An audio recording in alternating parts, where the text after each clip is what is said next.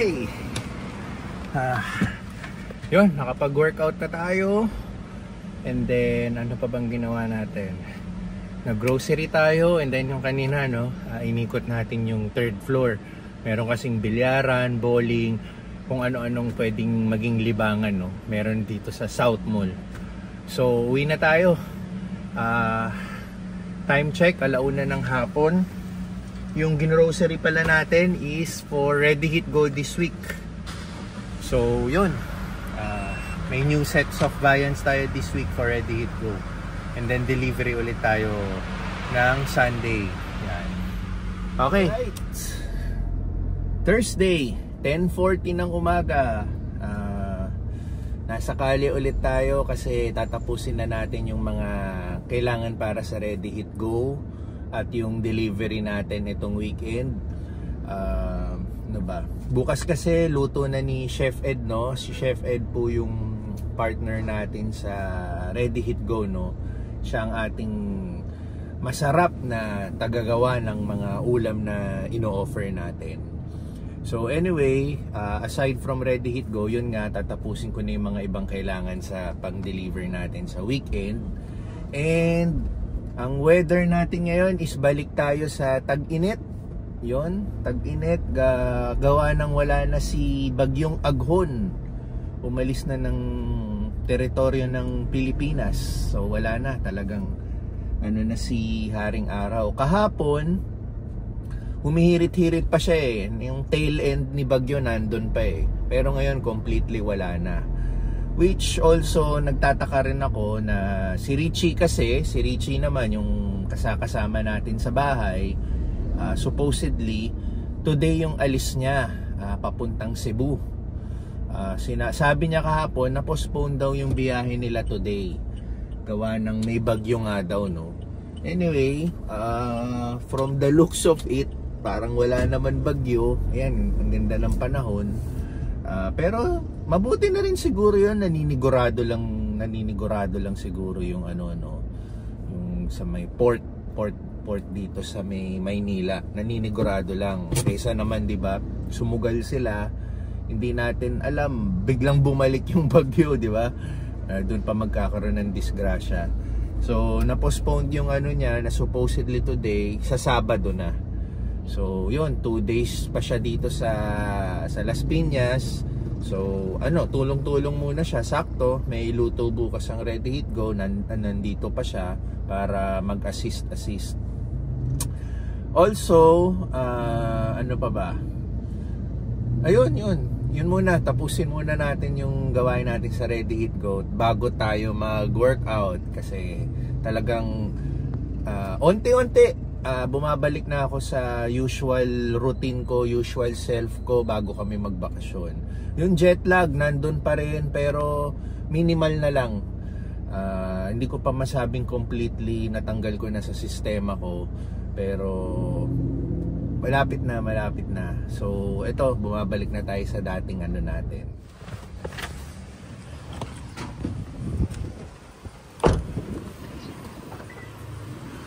Okay, nandito tayo sa Pilar.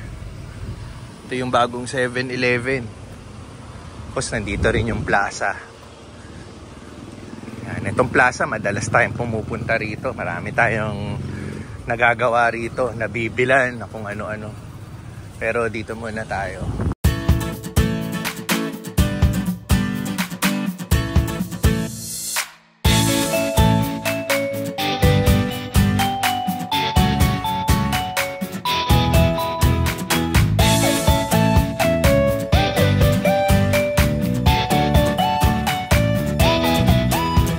Tayo sa mga kailangan natin sa Ready Hit Go and delivery natin itong weekend, no. So ngayon, ang ating usual na ginagawa, may oras tayo, mag-workout tayo. Also, speaking of workout, speaking of pagiging health conscious ulit, pagkatapos ng mga unhealthy na kinakain natin nung nakaraang bakasyon, si Tinsel din pala, si Mrs. Nag-start na siya mag-fasting. Kahit siya, kailangan rin magbawas ng timbang, no? yun nga, no, sabi ko nga, yung nakaraang bakasyon, kumakain kami panay sa fast food, sa restaurant na mga unhealthy. Talagang in-enjoy namin yung bakasyon namin. So ito na yung time na kailangan bumawi naman kami para sa ikagaganda ng health namin. So nagsimula siyang mag intermittent fasting, pero mas matindi yung gusto niyang gawin, 1 meal a day. Yan. Ako kasi hindi ako nag-1 meal a day, no. Ang ginawa ko kasi, naka-fasting pa rin ako. First 14 hours walang kain, and then pagkatapos ng 14 hours, instead na kakain ako ng heavy, either nagfo-fruits ako or magju-juice ako ng gulay, yun ang ni-replace ko instead na kanin, ulam. And then yung pinaka meal ko talaga for the day ang aking usual. So si Teens naman, isang beses lang kakain sa isang araw. So tingnan natin kung maano niya, magiging consistent siya, kung mai-integrate niya sa ano niya. Pero sabi ko naman, dahan-dahanin niya kasi syempre mabibigla rin yung katawan mo, di ba? So anyway, good yun. At least pareho kami, nagiging conscious kami sa health namin. And si Pixar naman din, kahit bata pa yan, pinapa-minimize namin yung mga junk na kinakain niya, yan, tsokolate. Kasi naparami rin yung mga ganyan niya, yung nag-vacation kami, no? So sabi ko, i-minimize na ulit, kontrolin natin. Kahit siya, pina-enjoy namin nung vacation. Non-stop siya sa mga candies, chocolates, yan, yung mga french fries. So si Teens, inaayos niya yung meal ni Pixar. Yun, lately balik gulay siya, pumapapak ng gulay. So anyway, meron pa tayong isang hindi ko na i-share to, no. Yung mga sumasakay ng eroplano, yung nakaraan, hindi gumagana ang ating walang ilaw. Wait lang.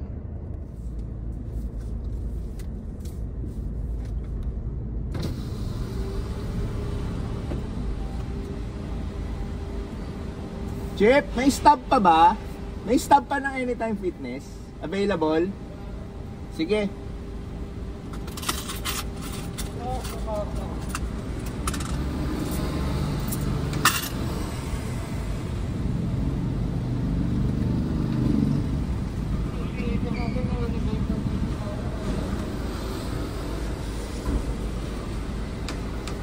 Oh, may nahulog.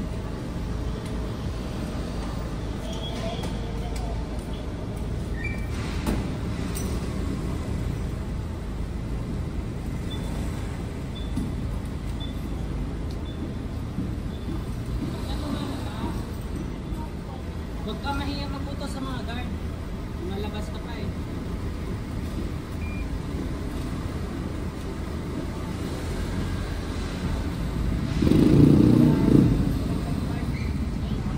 Salamat.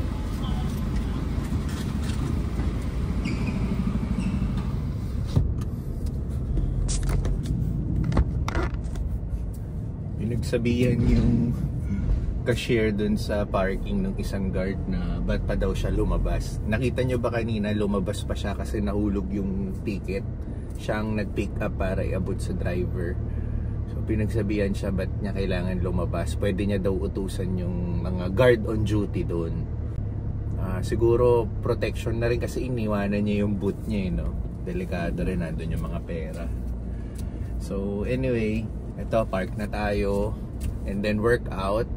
And then yung kanina, hindi ko ma-figure out to, hindi bigla gumana yung yung dashcam natin. Well, ayusin na lang natin. So yun, may sasabihin akong topic natin yung sa eroplano, yung nakaraang, ewan ko kung nabalitaan nyo yung nangyari sa Singapore Airlines, yung air turbulence, clear air turbulence na ang daming ang daming nasaktan na ospital at may isang namatay, matanda. Yung stable yung andar mo, biglang yung airplane, and then magugulat ka, biglang babaksak yung eroplano ng 3,000 feet. Yun.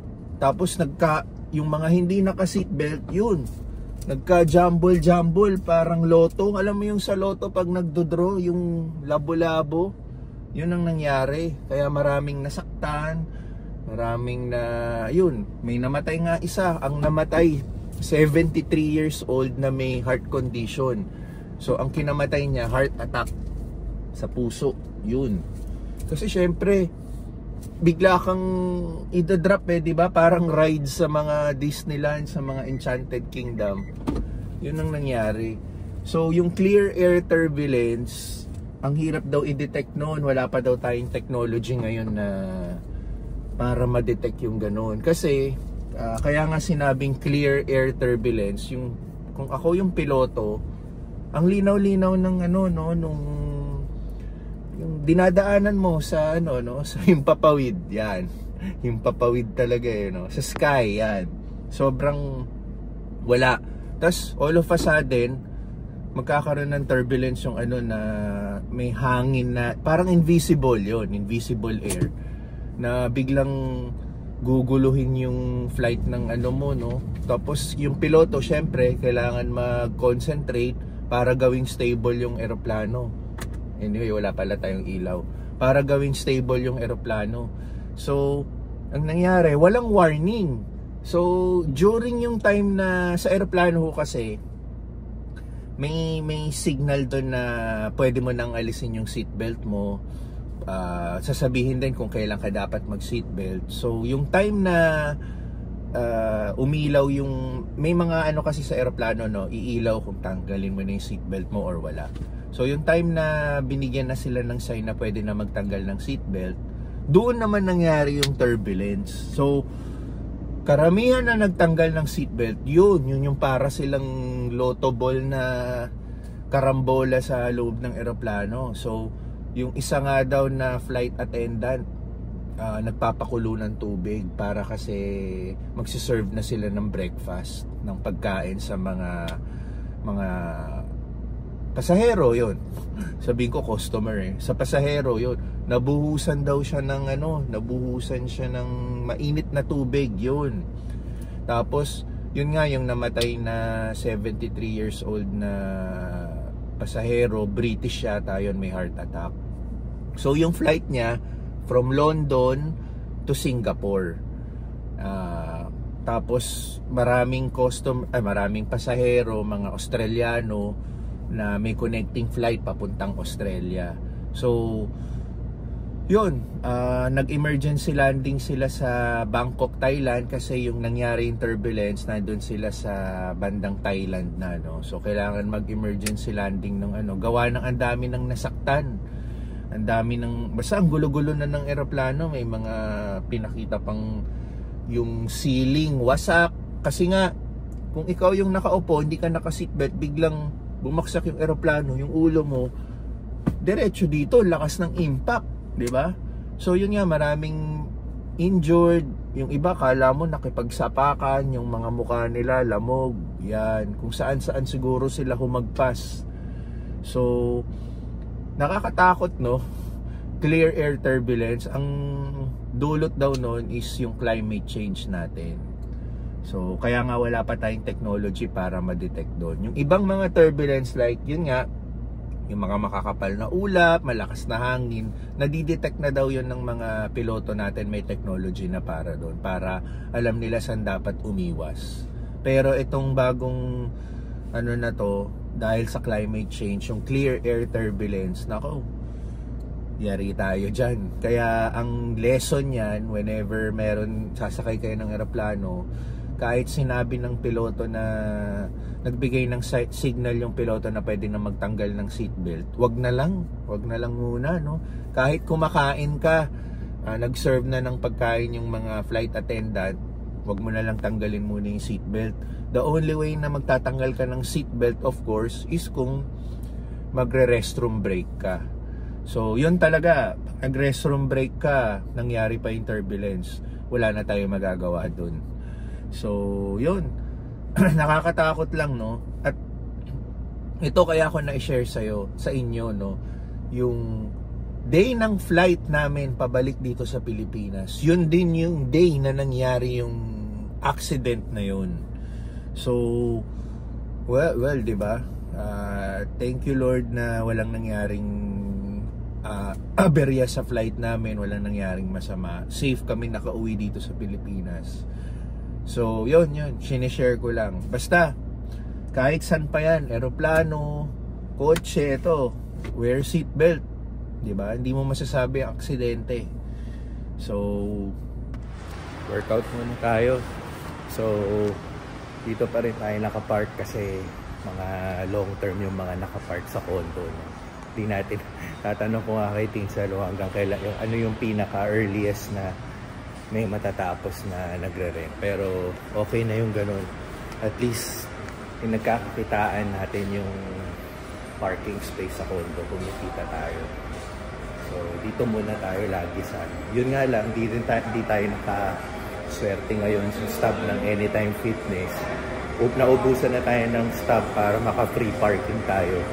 So doon tayo sa nagbayad tayo ng 30 pesos.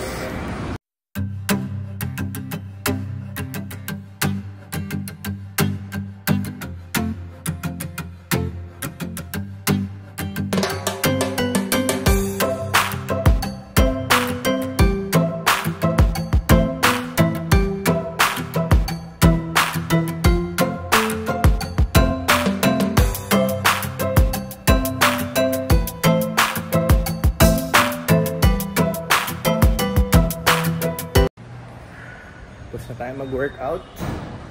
Iwan lang natin yung gamit. And then, balik tayo sa mall. Oras na para mag-lunch. Kasi, ano ba? Malapit na ako mag 14 hours. Yun yung pwede na akong kumain. Ayun lang kasi yung sinet ko sa sarili ko, no? So, yung intermittent fasting, pwedeng 12 hours. Start ka ng 12 hours. So, 12 hours fast. And then yung buong another 12 hours para makumpleto yung araw, pwede kang kumain. So, kaya adjust mo yan. 13, 14, si Tinsel yata, sinet niya yung sarili niya na 21 hours. So, 21 hours, meron siyang 3 hours na window para kumain. Yan. So, pero ang ginawa niya, yung 3 hours na yun, 1 meal a day na lang yata, isang kainan lang. So, tayo, sinet, for how many months na, lagi akong 14 hours. So, pwede ko siyang i-adjust kung gusto ko. Gagawin kong 15 hours na, 16 hours. Pero may times nagagawa ko 16, 17 hours. Pag nakatulog ka, pag gising mo, sumobra ka na sa ng fast mo. Then, doon ako kakain. So, yun lang ang ginagawa ko. So far, so good. Yung una, mahirap. Ma-feel mo yung gutom. Titiisin mo, pero habang nagiging consistent ka, katulad ng ginawa ko, hindi mo na hinahanap yung gutom, no? So, tapos yung lakas mo na may maintain mo pa, hindi ka nanghihina. So, anyway, dito na tayo sa South Mall.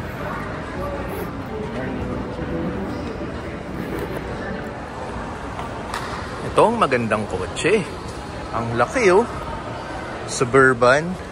Last time ang naka-display dito is yung Camaro eh. Pero kung may pera ka, no, itong maganda. Itong heavy duty. Yan, wala lang representative eh, para makita sana natin yung loob. Ayan yung loob, oh. Maluwag, sarap sa biyahe to. Walang lubak-lubak dyan. Ayun, napadaan lang tayo. Laki, no?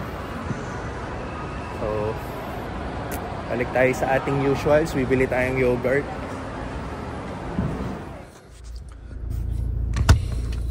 Okay, balik na tayo sa parking. So, uwi na tayo. And may idadagdag pa pala ako dun sa kinuwento kong yung clear air turbulence, no? Few days after, wala pang isang linggo, nagkaroon na naman ng isang incident yung Qatar Airlines naman o Qatar Airways naman, no? Nagka-turbulence, clear air turbulence din. Onti lang naman yung onti lang yung na-injured at thank God wala naman namatay. Pero in a span of a week, twice nangyari yung ganong incident, no? So yung sa Qatar naman, yung mga na-injured is hindi naka-seatbelt. Yun, may tumilapon din sila. So yun, sa mga sasakay ng eroplano, no, lagi na lang siguro mag-seatbelt. Mukhang hindi na natin maiiwasan yung ganyang clear air turbulence sa mga lahat pa ng mga sumasakay ng eroplano, no.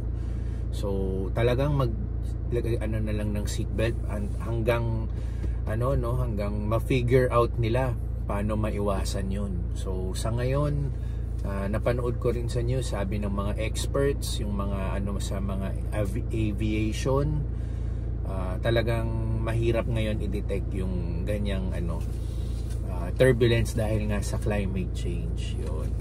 So yun lang. Total nagkwento na ako, sinagad na natin yung pag-share ng information. Awareness din to para sa mga mahilig mag-travel, lalo na pang magta-travel na gamit ang eroplano. So okay, tapusin ko muna yung vlog na to. Kita tayo sa susunod na vlog. Itong weekend, may mga bago kaming adventure. May darating na kamag-anak yung side ni Natincel. Pupunta yata kami ng secret. Diyan lang, malapit lang. Basta mag-staycation kami sa hotel. Antayin nyo na lang yung susunod na vlog. Okay? Ingat po. Salamat po ulit sa panonood. Alis na tayo. Yan, seatbelt.